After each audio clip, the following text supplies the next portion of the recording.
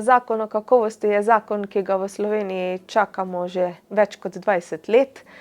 in postavlja osnovo za zagotavljanje varnih in kakovostnih zdravstvenih storitev v Sloveniji. Se pravi, z zakonom najprej postavljamo osnovne strukture in postopke, kako bodo lahko ljudje, kako bomo lahko vsi pacienti v primeru, ko zaznamo kakršenkoli varnostni incident, napako v sistemu, to sporočili.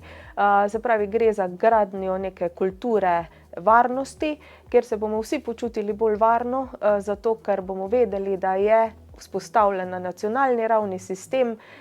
ki vzpostavlja možnost, da